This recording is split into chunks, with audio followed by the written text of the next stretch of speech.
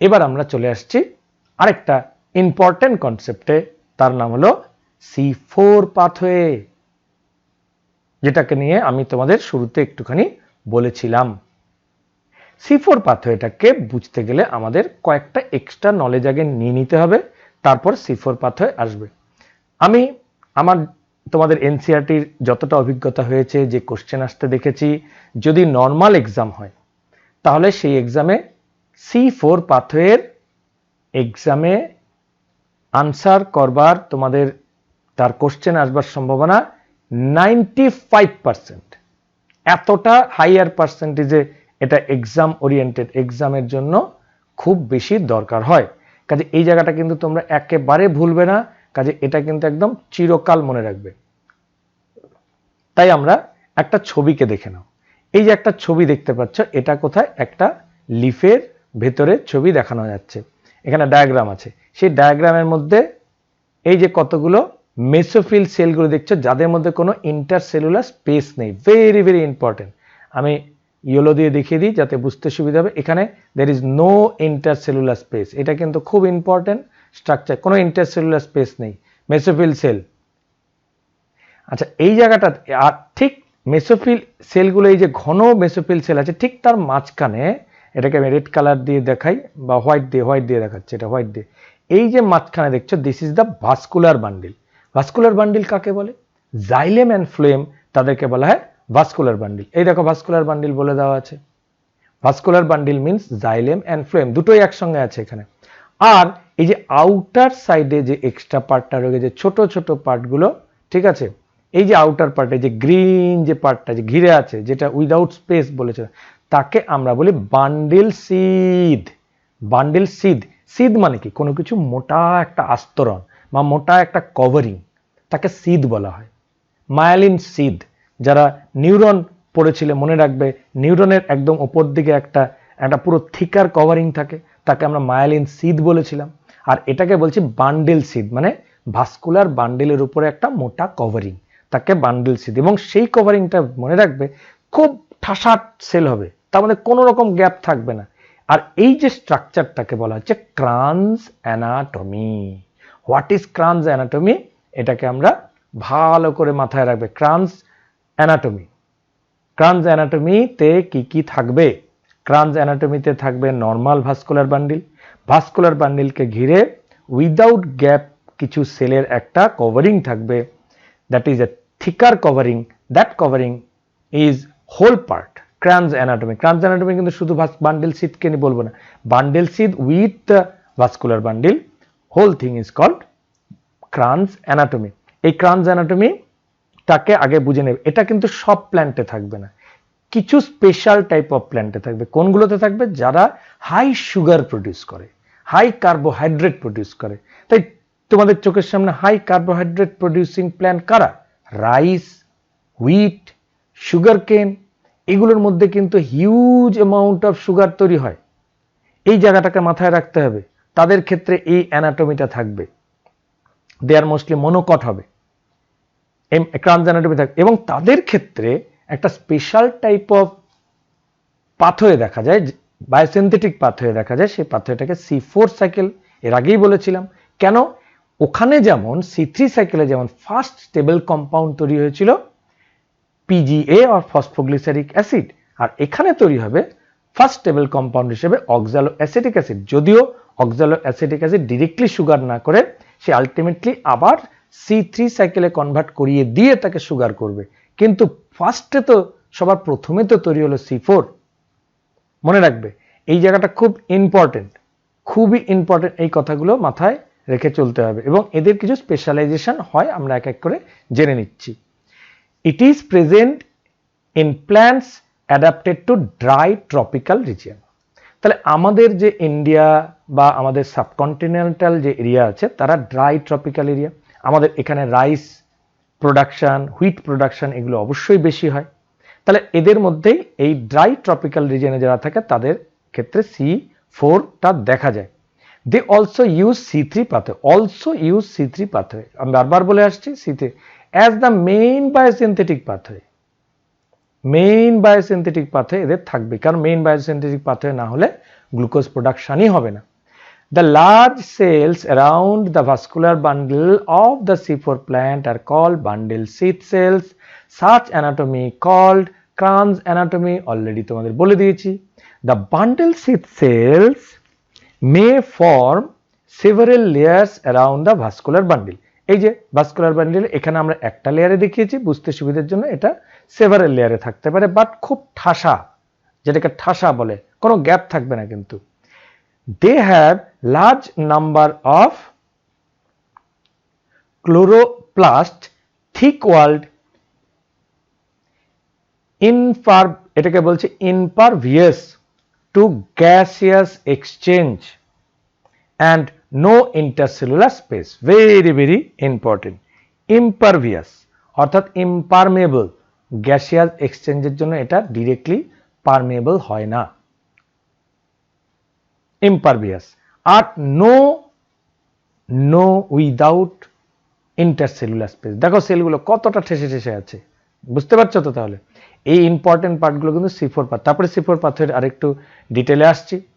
The steps of C4 pathway, কারণ এই C4 পাথওয়েকে প্রথম যিনি অবজার্ভ করেছিলেন তার নাম হ্যাচ অ্যান্ড স্ল্যাক নামে দুজন সায়েন্টিস্ট, তাদের নাম দিয়ে এটাকে হ্যাচ অ্যান্ড স্ল্যাক পাথওয়েও বলা হয়ে থাকে। তাই বুকে যদি বা এক্সামে যদি C4 পাথওয়ে আসে, তাও তুমি যেটা পড়াচ্ছে এটাই দেবে।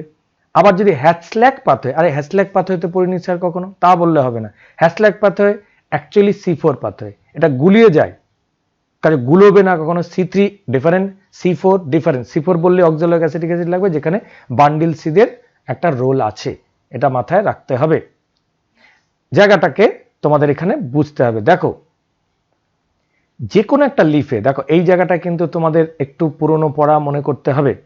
একটা লিফ মনে করো, সেই লিফের মধ্যে মেসোফিল সেল কাকে বলা হয়? অ্যাডাক্সিয়াল অ্যান্ড অ্যাবাক্সিয়ালের মিডল জায়গাটাকে মেসোফিল এরিয়া বলা হয়।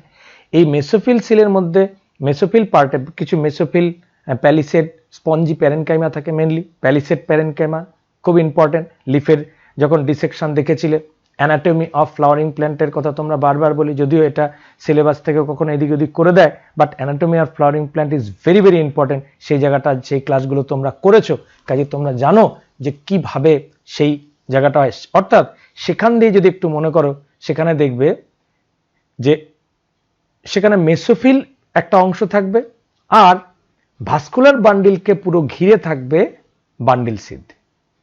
কাদের? ওই স্পেশালি ট্রপিক্যাল প্ল্যান্টগুলোর। এটা কিন্তু সবার থাকবে না, নর্মাল এই যে আমাদের ম্যাঙ্গো, জ্যাকফ্রুট, এই যে ধরনের গাছগুলো দেখতে পাই, সেগুলোতে কিন্তু নর্মালি C3 সাইকেল হয়, তাদের কোনো ক্রাঞ্জ অ্যানাটমি থাকে না। কিন্তু এই ধরনের মনোকট প্ল্যান্টগুলোর মধ্যে ক্রাঞ্জ অ্যানাটমি আছে, that is the thicker bundle সিদ।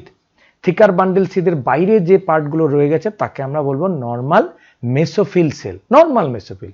তাহলে একজন যার বান্ডেল সিদ আছে তার নর্মাল মেসোফিল সেলও আছে। Bundle sheath is extra characteristics, এটা থাকবে। এই যে ছবিটা দেখছো তোমরা, এই ছবিটার মধ্যে ভালো করে বোঝার চেষ্টা করবে যে এই যে আপার পার্টটুকু আছে, এটা তোমাদের ডিরেক্টলি এনসিইআরটির বইয়ের ছবি।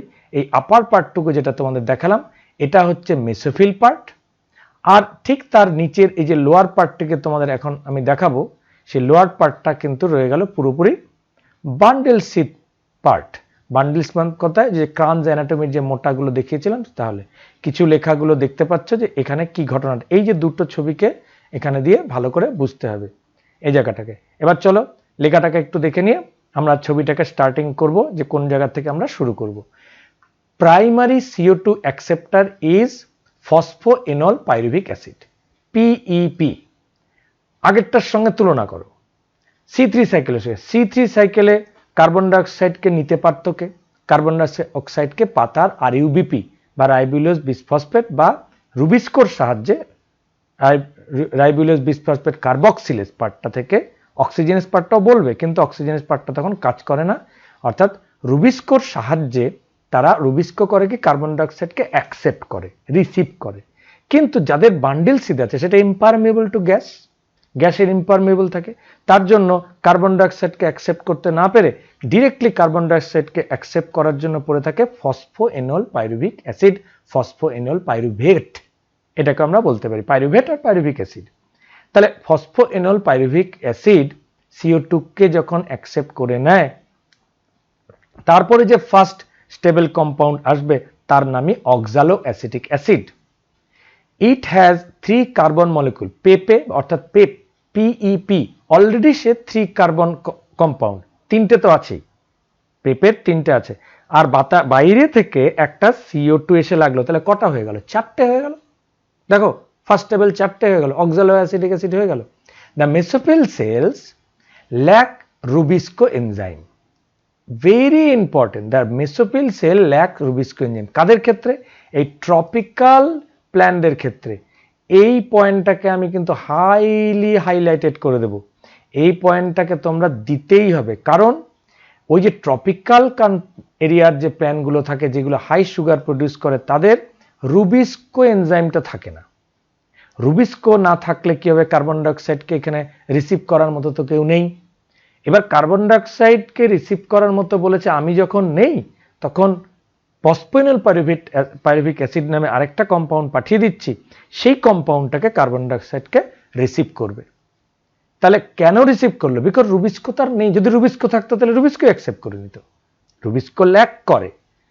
The C4 acid, oxaloacetic acid, is formed in mesophyll cell. Mesophyll cell, এই যে উপরে বলেছিলাম, মেসোফিল সেলে আমাদের তৈরি করবে ফসফোএনল পাইরুভিক অ্যাসিডের সঙ্গে জুড়ে যাবে 1 কার্বন ফ্রম দ্য অ্যাটমসফিয়ার হয়ে অক্সালিক অ্যাসিটিক অ্যাসিড, যেটাকে আমরা C4 অ্যাসিড বলবো। দেখো এখানে আমরা কিছু কিছু বইতে এটাকে আমরা ডিরেক্টলি পেপ বলা আছে, কিন্তু এনসিইআরটি এটাকে C3, যাতে বুঝতে সুবিধা হয়। C3 বলো তোমরা, কিন্তু C3 মানে কি? ফসফোএনল পাইরুভিক অ্যাসিড। পেপ ফসফোএনল পাইরুভিক অ্যাসিডের 3টে কার্বন, তাই তার নাম C3 অ্যাসিড। সেটা তার মধ্যে অলরেডি থাকে রিসিভার হিসেবে। কাকে? কার্বন ডাইঅক্সাইডকে। কার্বন ডাইঅক্সাইড রিসিভ করলো, রিসিভ করে দিয়ে সে অ্যাটমসফেরিক CO2, এই যে অ্যাটমসফেরিক CO2 রিসিভ করলো HCO3 হিসেবে। HCO3 এখানে ফিক্সেশন ঘটে গেল, অর্থাৎ কার্বক্সিল, অর্থাৎ C3 এর বদলে এখানে একটা ফিক্সেশন ঘটে গেল। এটা একটা ধরনের কার্বক্সিলেশন বলবো, কার্বন ডাইঅক্সাইড ফিক্সেশন।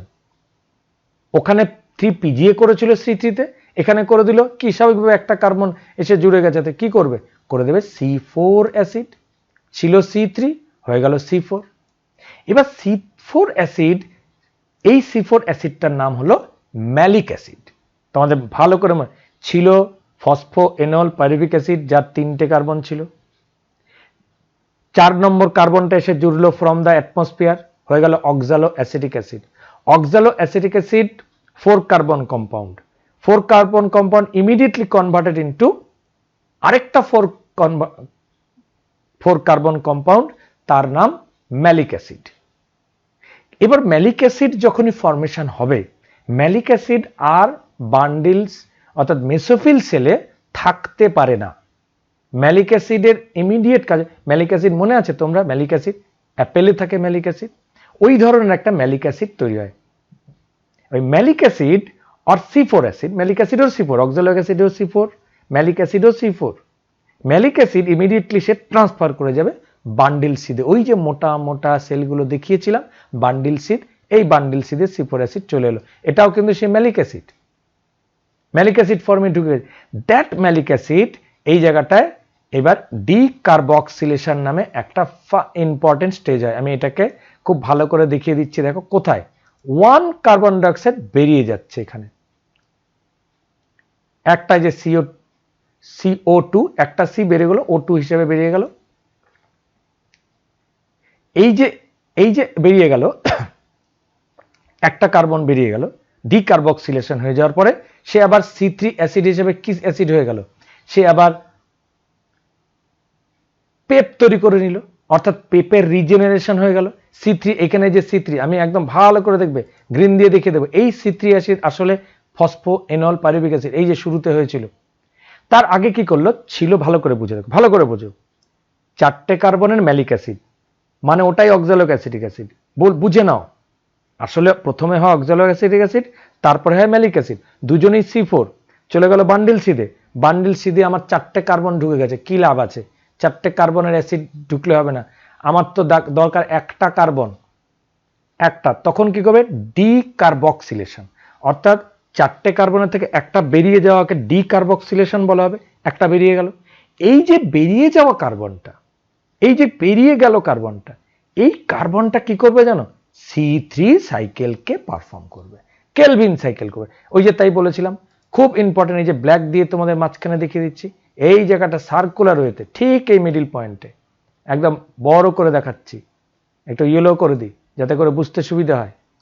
এই যে পার্টটা কি করবে ও, এরপরে সে, কারণ আমরা C3 সাইকেলটা ভালো করে বুঝে গেছি, C3 সাইকেলে ওই RUBP রিসিভ করছিল, কিন্তু এদের RUBP নেই, রিসিভ তো করেছে অক্সালিক অ্যাসিটিক অ্যাসিড, করে সে বের করে ডিকার্বক্সিলেশন করে একটা কার্বন ডাইঅক্সাইডকে বের করলো, বের করে 3 কার্বন সে আবার পাঠিয়ে দিল, রিজেনারেট করে দিল। এবার ওই যে একটা কার্বন বেরোলো, ওই একটা carbon normally phosphoglyceric acid PGA বানিয়ে দেবে, তাহলে তুমি বলতে পারো স্যার তাহলে তো C4 প্ল্যান্ট একটা C3 প্ল্যান্টও বটে। Yes, true, C4 plant is C3 plant also, কিন্তু C4 স্টেবল কম্পাউন্ড, C3 ও স্টেবল কম্পাউন্ড, কিন্তু দুটো রিয়াকশনের মধ্যে C4টা আগে স্টেবল কম্পাউন্ড হিসেবে কাজ করে বলে এটাকে C4 পাথওয়ে বলে। কিন্তু C4 পাথওয়েতে C3ও হবে, কখন হবে, ওই যে একটা ডিকার্বক্সিলেশন হবে, একটা কার্বন ডাইঅক্সাইড পেয়ে যাবে, পেয়ে গিয়ে সে একটা কেলভিন সার্কেল করলো 1,6 গ্লুকোজ, আবার আরেকটা কার্বন ডাইঅক্সাইড ডিকার্বক্সিলেশন, ওই পাথওয়েটা চলবে, আরেকটা কার্বন নিল, ওয়ান অনলি কার্বন ডাইঅক্সাইডের কার্বন থাকে 1, বারবার করে 1 1 1 করে 6টা, 1 2 3 4 5 6, 6টা কার্বন, 6বার সাইকেল, আলটিমেটলি 1 গ্লুকোজ তৈরি করলো। এদিকে বারবার করে আবার ওই C3 acid, that is Pep, কারণ তাদের তো রুবিস্কো নেই, তাকে পেপকে আবার পাঠিয়ে দিতে হবে, ওই যা তুই রিসিভ করে নিয়ে আয় কার্বন ডাইঅক্সাইডকে, অ্যাটমসফিয়ারের কার্বন ডাইঅক্সাইডকে রুবিস্কো কনভার্ট করছে না, নিয়ে আসছে ফসফোইনল পাইরুভিক অ্যাসিড, যার 3টে কার্বন থাকে, সে গিয়ে 4টে কার্বন অক্সালিক অ্যাসিটিক অ্যাসিড হয় বলে, ফার্স্ট স্টেবল কম্পাউন্ড হয় বলে তাকে C4 সাইকেল বলে। আশা করি বোঝানো গেল এই পুরো ডায়াগ্রামটা তোমাদের কাছে। ইট দেন কামস আদার 4 carbon acids like malic acid, এই যে আগেই আমরা বললাম লাইক ম্যালিক অ্যাসিড, এই যে শুরুতে তোমাদের বলেছিলাম যে প্রথমে অক্সালিক অ্যাসিড হয়, তারপরে ম্যালিক অ্যাসিডে কনভার্ট করে, অর অ্যাসপার্টিক অ্যাসিডও একটা C4 অ্যাসিড, অনেকগুলো অ্যাসিড হয়, দে আর ট্রান্সপোর্টেড টু বান্ডিল সিদ, বান্ডিল সিদে ট্রান্সপোর্ট হয়ে যায়। কেন হবে, সেখানে গিয়ে কোন ইম্পর্টেন্ট ফাংশনটা হবে, বারবার বললাম ডিকার্বক্সিলেশন, কারণ ডিকার্বক্সিলেশন না হলে কেলভিন সাইকেলটা তৈরি হওয়ার জন্য রেডি থাকে না, চাকা ঘোরার জন্য রেডি, একটা কার্বন ডিকার্বক্সিলেশন আবার ঘুরতে শুরু করলো, আবার আরেকটা কার্বন এলো, আবার একটা ঘুরে গেল, আবার একটা কার্বন আবার একবার ঘুরে গেল, এবার 6বার ঘুরে যাবে, 6 টাইম ঘোরার পরে একটা গ্লুকোজ তৈরি করবে। তাহলে কি করলো, কার্বন ডাইঅক্সাইড এলো কিন্তু ডিরেক্টলি না, ইনডিরেক্টলি এলো, C4 হয়ে এলো। Why, because of absence of rubisco থাকে না, রুবিস্কো না থাকার জন্য রিসিভ করছে অন্য লোক, তোমার বাড়িতে যে রিসিভ করবে সে নেই, তার বদলে আরেকজনকে তো পাঠিয়ে দিতে হবে, ওইভাবে ভেবে রাখবে রুবিস্কোর অ্যাবসেন্সে C4 পাথওয়ে হয়। স্টেপগুলো একবার বলে দিচ্ছি, কাজে এই জায়গাগুলো তোমাদের মনে থাকবে। ইন দ্য বান্ডিল সিদ, আমরা এখন এই পার্টটেকের কথাটা বলছি। In the bundle sheath cells C4 acids are broken down to release CO2, এই যে একটা C, and a C3 molecule, একটা C3 molecule কোনটা, এই যে C3 অ্যাসিড, কারণ তাকে পেপ বানিয়ে দিতে হবে। আবার পেপ যদি না বানায় তাহলে এখানে গিয়ে রিসিভ করবে কে, C3 অ্যাসিডটা এখানে আবার মেসোফিল সেলে চলে গেল। তাহলে কিভাবে বারবার, প্রথমে মেসোফিল থেকে বান্ডিল সিদ, থেকে আবার মেসোফিল, বান্ডিল সিদ, আবার মেসোফিল, এই যে বারবার করে করে ঘুরে ঘুরে আসতে থাকবে। তাহলে C3 মলিকুলগুলো তো রিজেনারেট করে দিতে হবে। C3 molecule is transported back to mesophyll cell, transported back to mesophyll, where it convert to PEP again, আবার পেপে কনভার্ট হয়ে যায়। The release of CO2 enters the C3 pathway, C3 পাথওয়েতে আবার এন্ট্রি নিয়ে ফেলে। C3 পাথওয়েতে এন্ট্রি নেওয়া মানে ঠিক আগের মতোই সেই কার্বক্সিলেশন, রিডাকশন, রিজেনারেশন আবার ওই পার্টগুলো করতে থাকবে। Bundle sheaths are rich in rubisco. দেখো বান্ডেল সিডে কিন্তু rich in rubisco, bundle sheaths are rich in rubisco but lack PEPcase, আমরা এটাকে বলি পেপ কেস। পেপ কেস আরেকটা এনজাইম। বান্ডেল সিডে এই জায়গাটা একটু ইম্পর্টেন্ট বিষয় আছে, মেসোফিল সেলে রুবিস্কো থাকে না, কিন্তু বান্ডেল সিডে রুবিস্কো থাকে। মানে এই পাশটায় রুবিস্কো আছে, কারণ রুবিস্কো যদি না থাকতো যে মাঝখানে, তাহলে C3 তো সাইকেল হতো না, কারণ রুবিস্কোর মধ্যে এসে তো কার্বন ডাইঅক্সাইডকে সে সেকেন্ড টাইম তাকে আবার রিসিভ করবে। এই যে বান্ডেল সিডের রুবিস্কো সে রিসিভ করবে কখন? বান্ডেল সিডের রুবিস্কো সেকেন্ড টাইম রিসিভ করবে। ফার্স্ট টাইম রিসিভ করেছিল পেপ, কারণ মেসোফিল সেলটাতে এক্সপোজ হয়ে থাকে লিফে, যেখানে কার্বন ডাইঅক্সাইড ডিরেক্ট অ্যাটমসফিয়ারের সঙ্গে টাচ হয়ে থাকে, বান্ডেল সিড টাচ হয়ে থাকে না। তা বান্ডেল সিডে কিন্তু বান্ডেল সিডে পেপ কেজ নামে যে এনজাইমটা থাকে সেটা ল্যাক করে। Thus C3 pathway is common to C3 and C4 plants. C3 and C4 plants pathway are common, কাজে সবসময় মনে রাখবে C4 পাথওয়ে, C4 সাইকেলকে আমরা C3 পাথওয়ে বলতে পারি, কিন্তু শুরুতে বলবো না, বিকজ ফার্স্ট স্টেবল কম্পাউন্ড হিসেবে 4 কার্বন কম্পাউন্ড তৈরি হয়, সেগুলো malic acid, oxalic acidic acid, এই অ্যাসিডগুলো আমাদের মনে রাখতে হবে। কাজে এই পার্টটা কিন্তু ইম্পর্টেন্ট পার্ট ছিল ফটোসিনথেসিসের, এটা কিন্তু এক্সামে আসে। ডিরেক্ট এই ডায়াগ্রামটা তোমরা ড্র করবে, একেবারে যে এরকম এনসিআরটির মতো সরাসরি এইভাবে করে তুমি গোল গোল করে রাখতে পারো, কোনো ব্যাপার নেই।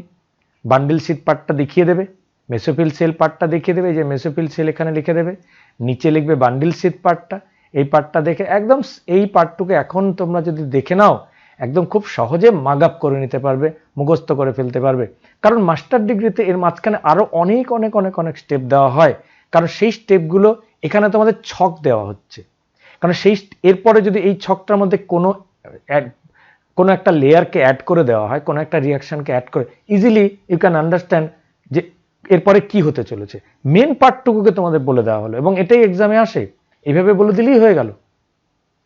C4 plants R special because, এবার এই পার্টটাও অনেকবার এক্সামে এসেছে, নর্মাল বোর্ড এক্সামে খুব বেশি আসে, যে C4 প্ল্যান্টসের স্পেশালিটি কি, কি তার ক্যারেক্টারিস্টিক্স হবে। Obviously, they have a special type of anatomy is called Kranz anatomy. They tolerate higher temperature. আমরা জানি ট্রপিক্যাল এরিয়াতে হয়। They shows a response to high light intention. এই জায়গাটা একটা খুব মজাদার বিষয়, এদের ক্ষেত্রে C2 পাথওয়ে হয় না, অর্থাৎ ডিস্ট্রাকটিভ পাথওয়ে হয় না। এই জায়গাটা পরে একটু ভালো বুঝিয়ে দেব। ল্যাক ফটো রেসপিরেশন, এরা ফটোর এই যে কথাটা তোমাদের বলেছিলাম, ফটো রেসপিরেশন এদের হবে না, অর্থাৎ এদের মধ্যে কখনো ডিস্ট্রাকটিভ ওয়েতে ফটোসিনথেসিস হয় না, অর্থাৎ they can utilise carbon dioxide much more efficient way. কারণ আজকে রুবিস্কো যদি এক্সক্লুসিভ রুবিস্কো দিয়ে কোনো একটা আমি ফটোসিনথেসিস সাইকেলকে চালাই, তাহলে একটা কি সমস্যা হতে পারে, অ্যাটমসফিয়ারে কার্বন ডাইঅক্সাইডের কমা বা বাড়া বা অক্সিজেনের কমা বাড়া, বিশেষ করে অক্সিজেন, তার উপরে কিন্তু ফটো রেসপিরেশন নির্ভর করবে। কারণ ফটো রেসপিরেশনের পরে একটু বলে দেব, তখন দেখবে যে এক্সেস অক্সিজেন হয়ে গেলেই আমাদের সমস্যা হয়ে যাচ্ছে, প্ল্যান্ট তখন আর ফটোসিনথেসিস না করে সে রেসপিরেশন করে দিচ্ছে, ডিস্ট্রাকটিভ প্রসেস করে দিচ্ছে এক্সেস সানলাইট পড়লেও। কাজে C4 প্ল্যান্টে এক্সেস সানলাইট পড়ুক কিচ্ছু যায় আসে না, এক্সেস অক্সিজেন হয়ে যায় কিচ্ছু যায় আসে না, কারণ রুবিস্কো তো তাদের মেসোফিল সেলে নেই, বান্ডেল সিদে বসে আছে, তাকে ওরা প্যাক করে রেখে দিয়েছে। ভাই রুবিস্কো মাঝে মধ্যে ঝামেলা ক্রিয়েট করে, ঝামেলা করতে দেব না, যার জন্য রুবিস্কোকে বান্ডেল সিদে পাঠিয়ে দিয়েছে। বান্ডেল সিদে পাঠিয়ে দিয়ে পাঠানোর জন্য তাদের কাছে যে কার্বন ডাইঅক্সাইডটা আসছে তারা কখনোই ডিস্ট্রাকটিভ ফাংশন করে না, কারণ অক্সিজেন বেশি থাকুক কম থাকুক, রুবিস্কো না থাকার কারণে তারা কার্বন ডাইঅক্সাইডকে এফিশিয়েন্টলি ইউজ করে তারা মোর কার্বোহাইড্রেট প্রোডাক্ট তৈরি করতে পারে। তাই জন্য দেখবে এই যে ধান গম যেগুলো দিয়ে আমরা চাল তৈরি করি, ভাত খাই, সেগুলো হাই কার্বোহাইড্রেট কন্টেনিং ফুড, তাহলে এই যে এক্সেসিভ ফুডগুলো তৈরি হচ্ছে অল্প সময়ের মধ্যে, তাহলে কিভাবে সে কার্বন ডাইঅক্সাইডকে এয়ার থেকে খুব দারুণভাবে অর্থাৎ এফিশিয়েন্ট ওয়েতে ইউটিলাইজ করছে। কাজে এদের মধ্যে C4 প্ল্যান্টে, তাহলে C4 প্ল্যান্ট কিন্তু আমাদের সিভিলাইজেশনের জন্য মোস্ট ইম্পর্টেন্ট। যত ধরনের ম্যাক্সিমাম কার্বোহাইড্রেট প্রোডাক্ট আছে, কারণ এখানে কার্বন ডাইঅক্সাইডকে খুব এফিশিয়েন্টলি ইউজ করা হয়, এদের কোনো ডিস্ট্রাকটিভ প্রসেস নেই, এরা এক্সেস সানলাইটে থাকতে পারে, এক্সেস হিটে থাকতে পারে, সব দিক থেকে C4 plants are very important and friendly to us. They have greater productivity of biomass, যে কথাটা বলে দিয়েছি, গ্রেটার প্রোডাক্টিভিটি অর্থাৎ যে কথা বলেছি আমাদের যে হাই প্রচুর ধান, গম, জোয়ার, বাজরা এই ধরনের প্রোডাক্টটা হিউজ অ্যামাউন্টে তৈরি হয়। আজকে নর্মাল একটা ম্যাঙ্গো প্ল্যান্ট বা একটা জ্যাকফ্রুট প্ল্যান্ট বা যে কোনো প্ল্যান্ট, তাতে কি কার্বোহাইড্রেট দে জেনারেলি প্রডিউস করে, কিন্তু একটা ধান ক্ষেতের মতো দে হিউজ পরিমাণে কার্বোহাইড্রেট করে না, বিকজ ওই ধান ক্ষেতে বা ধান গাছগুলোতে, তাহলে এক্সাম্পলটাও কিন্তু সেই সময় দিয়ে দিলাম যে they can tolerate heat, extreme condition tolerate করতে পারে, at the same time they can utilise carbon dioxide more efficient ওয়েতে, because malic acid formation, C4 acid formation হয়। দেখো এইবার আসছি photorespiration, one of the most important part, যেটা এতক্ষণ তোমাদের বলেছিলাম। এটাকে আমরা C2 পাথওয়ে বলবো। দেখো আমরা তিনটে পাথওয়ে কিন্তু আমরা সিরিয়ালি বললাম না, তোমাদের কাছে বলাই যেতে পারতো C2, C3, C4, কিন্তু মনে রেখো C2 পাথওয়েও একটা অ্যানাদার ওয়ে। তাহলে এখন থেকে তোমরা এদের নামগুলো কেন সি নাম্বারগুলো চেঞ্জ করে করে বলে, তার একটা তো হিন্টস হয়ে গেছে তোমাদের। C3 পাথওয়ের কারণটা বুঝেছো, যে ফার্স্ট টেবিলে হিসেবে কার্বন নাম্বার 3 কম্পাউন্ড তৈরি হয়। C4 কেন হয় বুঝেছো, ফার্স্ট স্টেবল কার্বন কম্পাউন্ড হচ্ছে 4 কার্বন, তাই C4 পাথওয়ে। তাহলে অবভিয়াসলি C2 পাথওয়েতেও একটা 2 কার্বন কম্পাউন্ড তৈরি হবে, তার নাম C2 পাথওয়ে।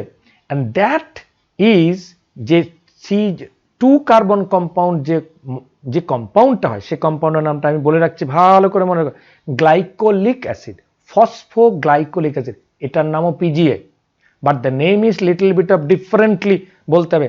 PGA, C3 তে নাম ছিল ফসফোগ্লিসারিক অ্যাসিড, আর এখানে হবে PGA, ফসফোগ্লাইকোলিক অ্যাসিড, যার কার্বন কম্পাউন্ড 2। क्यों होता है ये, আগে একটু বুঝিয়ে দিই। মনে করো নর্মাল একটা প্ল্যান্ট আছে, C3 প্ল্যান্ট, মানে তুমি জানো প্ল্যান্টটা নর্মালি C3 সাইকেল করে, যে কোনো প্ল্যান্ট, ম্যাঙ্গো প্ল্যান্ট ধরো বা যে কোনো প্ল্যান্ট ধরো, সেই প্ল্যান্টটা তার মধ্যে C3 রুবিস্কো আছে। এবার রুবিস্কোর গল্পটা কি বলেছে, রুবিস্কো কখনো কার্বন ডাইঅক্সাইডকে নিচ্ছে, এটাই ওর মেন কাজ, কিন্তু কখনো কখনো যদি অ্যাটমসফিয়ারে এক্সেস সানলাইট চলে আসে, নর্মালের থেকে বেশি, খুব গরম, খুব হিট হয়েছে, অ্যাট দ্য সেম টাইম যদি কার্বন ডাইঅক্সাইড একটু এনভায়রনমেন্টে বেশি, অক্সিজেন একটু বেশি হয়ে যায়, কার্বন ডাইঅক্সাইড নয় অক্সিজেন মোর হয়ে যায়, তখন কি করবে, সে এয়ার থেকে কার্বন ডাইঅক্সাইডকে না নিয়ে করবে অক্সিজেনকে নিয়ে নেবে। অবাক কাণ্ড, কারণ রুবিস্কোর তো লাস্ট পয়েন্টটার নাম রাইবোলোজ বিসফসফেট কার্বক্সিলেজ অ্যান্ড অক্সিজিনেজ। এই যে অক্সিজিনেজ এনজাইমের পার্টটুকু, সে অক্সিজেনকে টেনে নেবে, অক্সিজেনকে টেনে নেওয়ার সঙ্গে সঙ্গেই সে এটাকে কনভার্ট করে দেবে ফসফো। ওখানে তো কার্বন ডাইঅক্সাইড হলে তো কি থাকতো, রুবিস্কোর 2 কার্বন 3টে কার্বন হয়ে যায়। আমরা বুঝতে পারলাম যে এখানে করে দেবে ফসফোগ্লাইকোলিক অ্যাসিড নামে একটা স্টেবল কম্পাউন্ড তৈরি করে দেবে, যার কার্বন নাম্বার 2, তার জন্য এটাকে C2 পাথওয়ে বলে। বাট গোটা প্রসেসটা কিন্তু ড্রয়িং করতে বা পরীক্ষা দেওয়ার জন্য ভেরি ইজি। তোমাদের অনেক বেঙ্গলি বইগুলোতে উপরে নিচে লম্বা করে দেওয়া আছে, কিন্তু এখানে উপরে নিচে জায়গাটা হবে না বলে এটাকে একটুখানি এভাবে দেওয়া হয়েছে, ছবিটাকে এভাবে দেওয়া আছে, এটাকে জাস্ট ঘুরিয়ে নেবে, কারণ অনেক বইতেই কিন্তু লম্বা করে দেওয়া আছে ছবিটা, ভালো করে মনে রাখবে। কেন লম্বা আর আড়াআড়ির সঙ্গে কি বোঝানো গেল, ভার্টিক্যাল হরাইজন্টালের সঙ্গে ডিফারেন্স কিছুই না, শুধু ডায়াগ্রামের ডিফারেন্স, আর কিছু না। ডায়াগ্রামটাকে বুঝে নিলেই বুঝবে, কনসেপ্টটা যদি হয়ে যায় ইজিলি বুঝবে।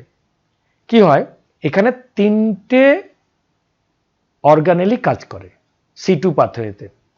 প্রথমে প্লাস্টিড, ক্লোরোপ্লাস্ট, সেকেন্ডলি আমাদের পেরক্সিজম পেরক্সিজম, পারক্সিজম, অনেকে পেরক্সিজম বলে, অনেকে পারক্সিজম বলে, নামে আরেকটা অর্গানেলি থাকে, আর মাইটোকন্ড্রিয়া।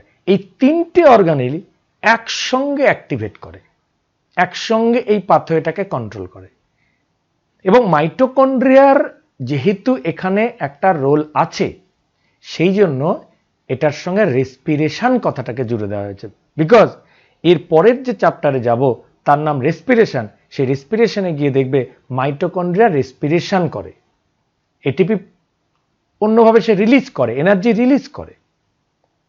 তাহলে ফটো রেসপিরেশনও কিন্তু এরকম একটা ডিস্ট্রাকটিভ, আমরা জানি ক্যাটাবলিক প্রসেস, রেসপিরেশন এরকম। তাহলে এদিকে ফটোসিনথেসিস একটা অ্যানাবলিক প্রসেসের মধ্যে একটা ক্যাটাবলিক প্রসেস যদি জুড়ে যায়, তাহলে ব্যাপারটার মধ্যে কিন্তু খুব একটা ভালো হয় না। কিন্তু ব্যাপারটা এক্সিস্টেন্স আছে আমাদের নেচারে, কারণ নেচারের মধ্যে sunlight and amount of oxygen আর কার্বন ডাইঅক্সাইড ভ্যারি করতে থাকে, যার জন্য প্ল্যান্টের মধ্যে এই ধরনের একটা নতুন অদ্ভুত একটা প্রসেস দেখা যায়, তার নাম photorespiration. In presence of sunlight ফটোসিনথেসিসের বদলে প্ল্যান্ট রেসপিরেশন করতে শুরু করে দেয়, এবং that respiration does not required, তার জন্য এটা একটা ডিস্ট্রাকটিভ প্রসেস, বারবার বললাম।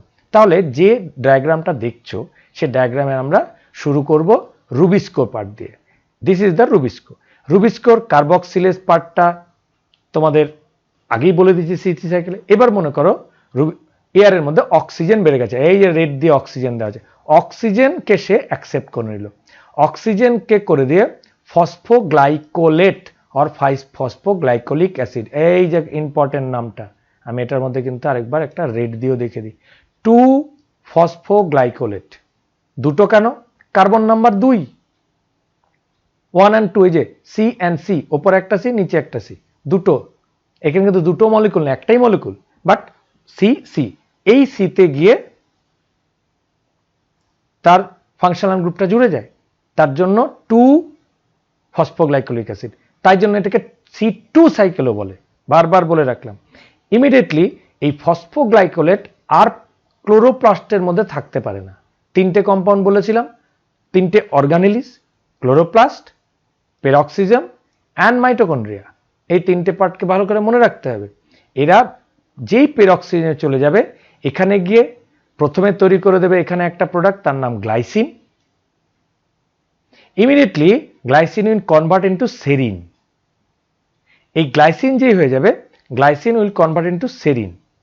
এই সেরিন গিয়ে ইমিডিয়েটলি সেরিন, এগুলো গ্লাইসিন সেরিন এগুলোকে অ্যামাইনো অ্যাসিড, অ্যামাইনো অ্যাসিড তৈরি করে নেবে।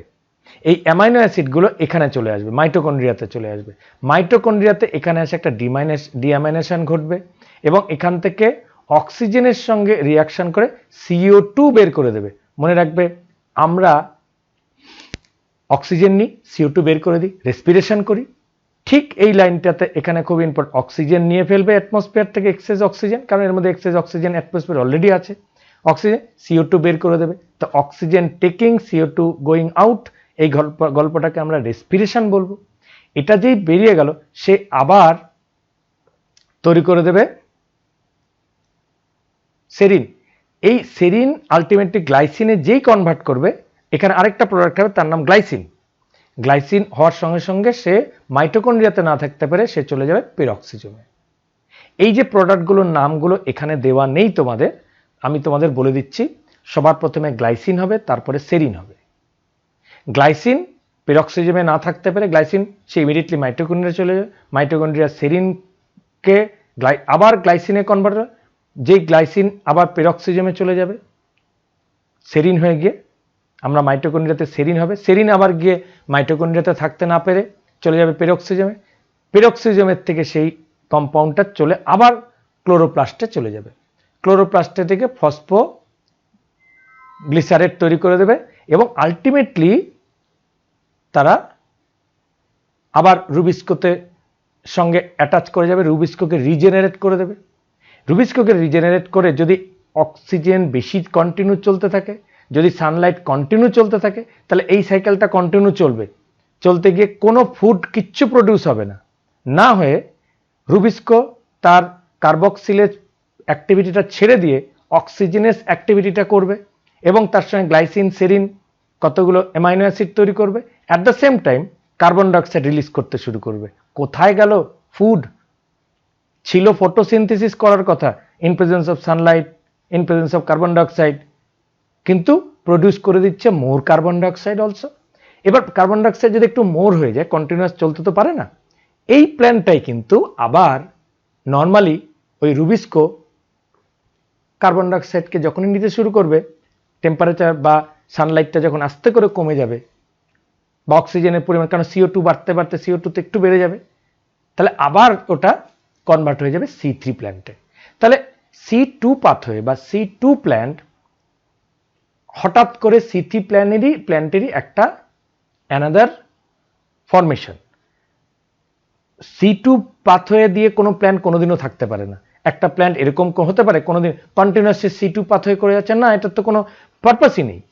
C3 প্ল্যান্টটি C2 তে কনভার্ট হয় with in presence of excess sunlight, excess oxygen due to রুবিস্কোর অক্সিজেনেস ফাংশন। তার জন্য যে এক্সেস অ্যামাউন্ট অফ CO2 বেরিয়ে যাচ্ছে, that's why it is called respiration. Okay, ব্যাপারটা বুঝতে পেরেছো? In Calvin pathway RUBP combines with CO2, এটা নর্মাল, তোমরা জানো এই RUBP CO2 রুবিস্কো 2 3PGA, এটা নর্মাল, এটা সম্পর্কে আমাদের কোনো ডাউট নেই। Now active site of rubisco can bind to CO2 and O2। তোমাদের এনজাইমের পার্টে আমি বলেছিলাম যে কোনো এনজাইমের লক অ্যান্ড কি মেকানিজমে আমাদের দেখবে এনজাইমের বিভিন্ন রকম অ্যাক্টিভ পার্ট থাকে। রুবিস্কোর অ্যাক্টিভ পার্ট দুটো, কার্বক্সিলেজ পার্ট আবার অক্সিজেনেস পার্ট। এবার অক্সিজেনের পার্টটা অ্যাক্টিভেট হয়ে গেছে।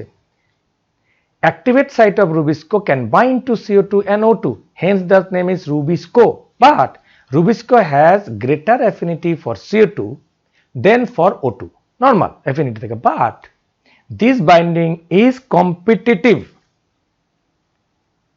relative concentration of O2 and CO2. ওই যে কম্পিটিটিভ ইনহিবিশন, তোমরা এর আগে আমরা একটা জিনিস বলেছিলাম যে যদি অ্যাক্টিভ সাইটের মধ্যে অলরেডি একই রকম জিনিস দেখতে আগে বসে যায়, তখন যার বসার কথা অর্থাৎ কার্বন ডাইঅক্সাইডকে রিসিভ করার কথা রুবিস্কোর, সে রিসিভ না করে আমি জানি না কথাগুলো কেমন লাগছে, যদি একটু বুঝে নাও, বুঝলেই এটা ক্লিয়ার হয়ে যাবে। কথাগুলো শুনে রিপিট করে শুনতে পারো।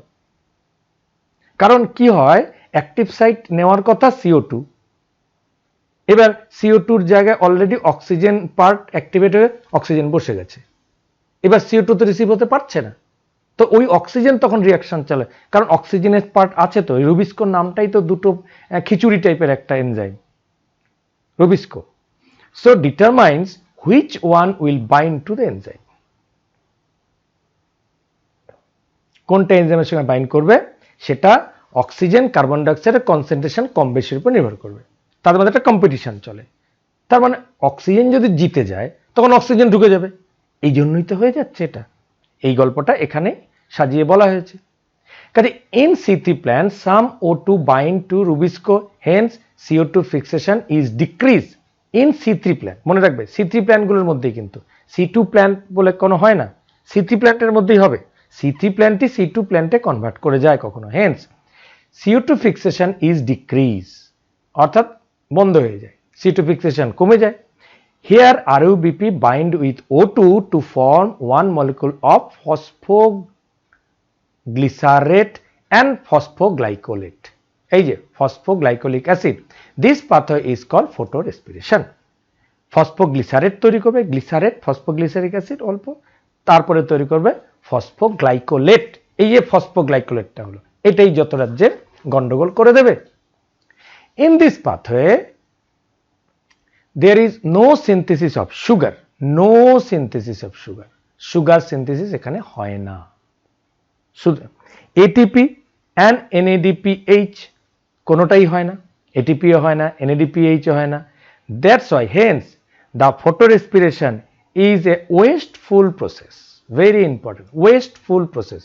Why photosynthesis is wasteful process?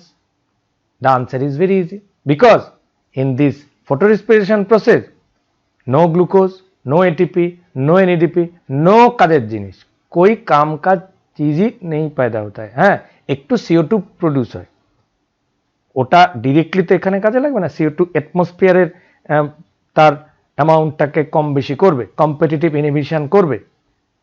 যদি CO2টা বেড়ে গিয়ে অক্সিজেন কমে যায় তখন CO2 বাইন্ড হতে শুরু করবে, and again this C2 pathway will convert into C3 pathway. But environmental change, environmental concentration of CO2 and O2 and at the same time sunlight will affect the C3 plants. তো সেই হিসাবে যে কথাটা আগে একবার বলেছিলাম, C4 পাথওয়েতে কিন্তু এটা একেবারেই সমস্যা নেই। C4 পাথওয়েতে কেন নেই? রুবিস্কোই তার মেসোফিল সেলে নাই, অর্থাৎ সে অক্সিজেন বাড়ুক বা কমুক কিচ্ছু কাজে আসে, কিচ্ছু যায় আসে না। অর্থাৎ সেখানে অক্সিজেন ঢুকতেই পারবে না, সেখানে CO2ই ঢুকবে। CO2 কোনটা? ওই যে CO2, কারণ তাকে রিসিভ করার জন্য ফসফোএনল পাইরুভিক অ্যাসিড ছিল আগে। পেপ আগে C4 পাথওয়েতে যেটা পেপ রিসিভ করে ফেলবে সিকে, কার্বনকে, বাস হয়ে গেল। রুবিস্কো বসে আছে, রুবিস্কোকে পুরো বন্ধ করে দেওয়া হয়েছে, বান্ডিল সিদের মধ্যে বসে দেওয়া হয়েছে, বান্ডিল সিদের মধ্যে রুবিস্কো বসে আছে।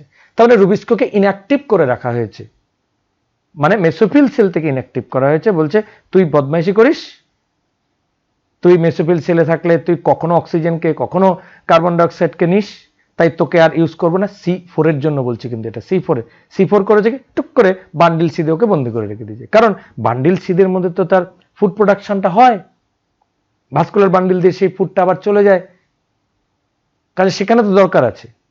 কাজে ওকে ওই জায়গায় বলছে তুই ওখানে বসে কাজ কর, তোকে অত বেশি কাজ করতে হবে না, তুই মেসোফিল সেল থেকে বাইরে চলে যায়। এটা C4 প্ল্যান্টে। কিন্তু নর্মাল C3 তে তো রুবিস্কো বসে আছে, মেসোফিল সেলের মধ্যে বসে আছে। বাট রুবিস্কো কি করে বসে আছে? যাকে ভালো লাগে, যখন যাকে ভালো লাগে তখন তাকে নেয়।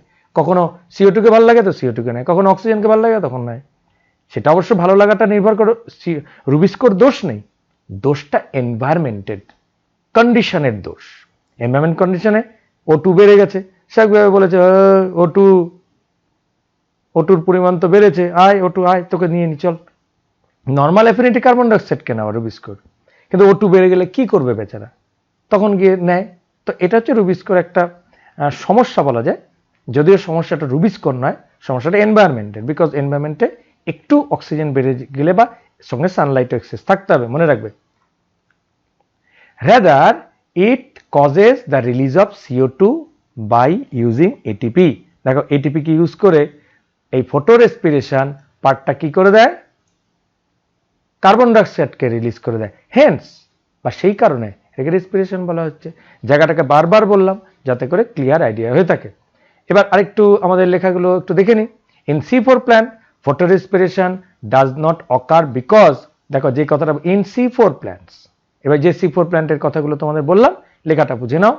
Does not occur because they can increase CO2 concentration at enzyme site. This takes place when C4 acid from the mesophyll cell is broken down in the bundle cell to release CO2. This minimizes the oxygenase activity of Rubisco. Rubiscoর অক্সিজেনেস অর্থাৎ অক্সিজেনের যে অ্যাক্টিভিটিটাকে সেটাকে minimise করে দেয়। কারণ oxygen কোথায়? Bundle সিদে চুপচাপ বসে আছে, কারণ ও অক্সিজেনকে যতই বেড়ে যাক না কেন সেটাকে ও কনসেন্ট্রেট করতে দেবে না, কারণ C4 অ্যাসিডগুলোই আগেই কার্বন ডাইঅক্সাইডকে সে রিসিভ করে নিয়ে নিয়েছে। Due to the lack of photorespiration the productivity and yield, এটা ক্লিয়ারলি বোঝা গেল যে ফটো রেসপিরেশন করে না অর্থাৎ C4 প্ল্যান্টগুলো, ফলে তার প্রোডাক্টিভিটি অলওয়েজ বেটার। আবার বলছি ধান, গম, হুইট, রাইস প্ল্যান্টগুলোর productivity much more because they are C4 plant. তাদের মধ্যে পেপ আছে, তাদের মধ্যে কার্বন ডাইঅক্সাইড রিসিভ করার মতো আরেকজন কেউ আছে। রুবিস্কোর অক্সিজেনাস অ্যাক্টিভিটিটাকে ওরা বন্ধ করে দিয়েছে। In C4 plant in addition this plant shows tolerate to higher temperature. কাজে C4 প্ল্যান্ট হাই টেম্পারেচারকেও তারা টলারেট করতে পারে। কাজে সব দিক থেকে C4 plants are very important. আর C2 C3 অলমোস্ট একই, কারণ C3 C2 তে কনভার্ট করে, বাট পাথওয়েতে আমরা যখন পড়েছি, আমরা যখন জানাচ্ছি, এটা অনেক জায়গায় বলা হয় না, আমি তোমাদের বলে দিচ্ছি। যদি পাথওয়ে আসে, C2 পাথওয়ে বা ফটো রেসপিরেশন পাথওয়ে বললে 3টে কম্পাউন্ড দিয়ে তোমরা দেখিয়ে দেবে, 3টে অর্গানেলি দিয়ে দেখিয়ে দেবে। 3টে অর্গানেলি মানে ক্লোরোপ্লাস্ট, পেরক্সিজম, মাইটোকন্ড্রিয়া, একটা wasteful process. C3 pathway normal pathway, আর C4 pathway better pathway, always better. কাজে C4 পাথওয়ে এই জন্যই এক্সামে বেশি আসে।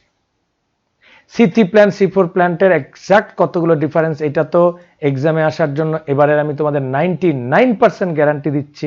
ফটোসিনথেসিসে যদি কোনো কোশ্চেনে আমি সবচেয়ে বেশি আমার বাজি ধরি, তাহলে এই difference between C3 and C4 plants, তাই এই স্লাইডটাকে রেখে দিয়েছি। Photosynthesis occur in mesophyll sell, but mesophyll cell and bundle seed both জায়গায় C4 প্ল্যান্ট অকার করে।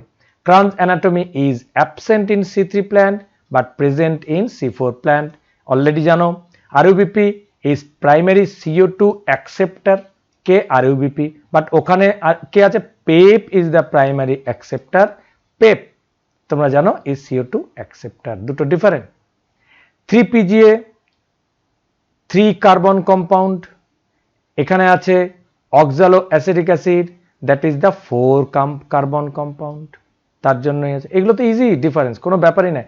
Chloroplast are only one type, that is general, only one type of chloroplast. এখানে কোনো ওই solid ক্রাঞ্জ anatomy বা ঠেসে ঠেসে থাকা কোনো ক্লোরোপ্লাস্ট থাকে না, অনলি ওয়ান টাইপ।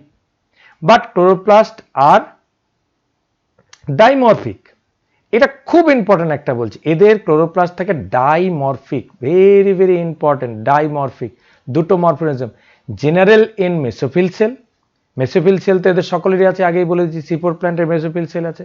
আরেকটা রয়ে গেছে and in bundle cell, and in bundle cell general, general, এটাকে আমরা জেনারেল বলি, বা ইন নট ইন জেনারেল, তাকে বলি বান্ডিল সিড ক্লোরোপ্লাস্ট। তাহলে এদের ক্লোরোপ্লাস্ট দু ধরনের, C4 প্ল্যান্টের বান্ডিল সিড ক্লোরোপ্লাস্ট আলাদা, আরেকটা জেনারেল মেসোফিল ক্লোরোপ্লাস্ট, দুটো আলাদা জিনিস আছে, এই জায়গাটা বুঝে নেবে। Photorespiratory loss is high, এদের ক্ষেত্রে photorespiratory loss is high, but clearly এর আগেই বলে দিয়েছি যে এখানে ফটো রেসপিরেশন পুরোপুরি অ্যাবসেন্ট, আর যদি থাকেও সেটা একদম নেগলিজেবল হয়ে যাবে, এটা আরো রিসার্চের দরকার আছে। High CO2 compensation point 25 to 100 ml CO2 per, high CO2 compensation point, low CO2 compensation point. Compensation point কি, বাংলায় বলে এটাকে পূর্তি বিন্দু, যারা বাংলা মিডিয়ামে পড়ছো তাদের কিন্তু এক্সামে এটা আসে, হোয়াট ইজ পূর্তি বিন্দু, বইতে লেখা থাকে। অর্থাৎ কার্বন ডাইঅক্সাইডের এমন একটা কনসেন্ট্রেশনে যখন ফটোসিনথেসিস অ্যান্ড রেসপিরেশনের পরিমাণটা ইকুয়াল হয়। Photosynthesis is a constructive process, respiration is destructive process, এমন একটা পয়েন্টে দুটো ইকুয়াল হয়ে যাবে, এই জায়গাটাকে আমরা কম্পেনসেশন পয়েন্ট বলি। বাট সেই কম্পেনসেশন পয়েন্ট আসবেই, কারণ একটা সানলাইটের মধ্যে এক্সেস সানলাইটে বা এক্সেসিভ একটু অক্সিজেনের ক্ষেত্রে, যেখানে অক্সিজেন কম্বিনেশন বেশি হয়ে যায়, সেক্ষেত্রে রেসপিরেশন করে ফেলে প্ল্যান্ট। কাজে একটা C3 প্ল্যান্টই ফটো রেসপিরেশন করছে, অর্থাৎ কোনো কাজ করছে না একটা সময়, দিনের কোনো, কিন্তু আরেকটা সময় পরে আস্তে আস্তে যখন সে কনভার্ট হয়ে যাচ্ছে, যখন রুবিস্কো অক্সিজেনেস ছেড়ে দিয়ে কার্বক্সিলেজ করছে, তখন দেখা যাচ্ছে দুটো পরিমাণটা ইকুয়াল, তখন সে প্রোডাকশন অফ কি হচ্ছে, অক্সিজেন হচ্ছে, তখন অক্সিজেন প্রোডাকশনটা বেশি হচ্ছে, ফটোসিনথেসিস হচ্ছে। কিন্তু যদি ফটোসিনথেসিস না রেসপিরেশন হয়, সেখানে কার্বন ডাইঅক্সাইড প্রোডাকশন হয়ে যাচ্ছে। দেখো, তাহলে এবার দেখা যায় যে এদের মধ্যে একটা ব্যালেন্স চলতে থাকে, কিন্তু এমন একটা সময় জায়গায় যখন কার্বন ডাইঅক্সাইডের রিলিজ আর অক্সিজেন রিলিজ একদম ইকুয়াল হয়ে যায়, অর্থাৎ ফটোসিনথেসিস অ্যান্ড ফটো রেসপিরেশন প্রায় একই পয়েন্টে চলে আসে, পূর্তিবিন্দু বা compensation point. Optimum temperature for photosynthesis is about 25 degree Celsius, তোমরা জানো এটা মোটামুটি একটা স্টেবল টেম্পারেচার। আর যদি এখানে হয় 35 to 45 ডিগ্রি সেলসিয়াস, একদম হায়ার টেম্পারেচার। দেখে নেবে কোথায় হায়ার টেম্পারেচার, আমাদের ট্রপিক্যাল কান্ট্রি, গ্রীষ্মকালে বা সামার সিজনে রাইস প্রোডাকশনটা বেশি হয়, ফটোসিনথেটিক্যালি লেস এফিশিয়েন্ট, পরিষ্কারভাবে বলা যাবে এটাকে, যে C3 প্ল্যান্ট ওরা less efficient and productivity is low, not very low. Rice, wheat, bean, potato এদের কথা আমরা এখানে প্রোডাক্টিভিটি C3 প্ল্যান্টই চলে যায়। আর আমরা যাদের প্রোডাক্টিভিটিটা খুব বেশি, আমরা দেখো রাইসকে আমরা বারবার C4 প্ল্যান্টের সঙ্গে তুলনা করেছি, কিন্তু রাইসের C3 প্ল্যান্টের মধ্যে পড়ছে। কিন্তু যখনই আমরা হাই সুগার কেনের কথা তোমাদের বলেছি, মেইজ, এই গাছগুলোর কথা বললাম, এগুলোতে দেখবে খুব তাড়াতাড়ি কার্বোহাইড্রেট প্রডিউস হয়, photosynthetically more efficient and more productivity is always high. ভুট্টা গাছ কত তাড়াতাড়ি ভাবে তারা প্রোডাকশন দিয়ে ফেলে। এইভাবে আমরা C4 প্ল্যান্টগুলোকে আইডেন্টিফাই করতে পারি। তাহলে দেখো C3 C4 প্ল্যান্টের এই যে ডিফারেন্সগুলো তোমাদের সামনে তুলে ধরলাম, এটা কিন্তু একদম ডিরেক্ট উইথ এক্সাম্পল দিয়ে দেবে। এবং যদি একটা এক্সাম্পল দিতে হয় তখন তোমরা C4 প্ল্যান্টের মধ্যে নর্মাল আখ গাছ, সুগার কেন এবং মেইজ প্ল্যান্টকে সবচেয়ে বেশি রাখবে। আবার C3 প্ল্যান্টের মধ্যে যে কোনো প্ল্যান্টকে তোমরা রাখতে পারো। কারণ এই কথাটা বলেছি, কারণ যে C4 প্ল্যান্ট সে C3 তো বটেই, C4 প্ল্যান্টের C3 সাইকেল তো হয়ই, but mostly C4 plant with C3 plant যাদের হয় তারা এফিশিয়েন্ট বেশি, মেইজ অ্যান্ড সুগার কেন। কাজে C4 প্ল্যান্টকে নিয়ে তোমাদের অলরেডি নলেজটা ভালো হয়ে গেল।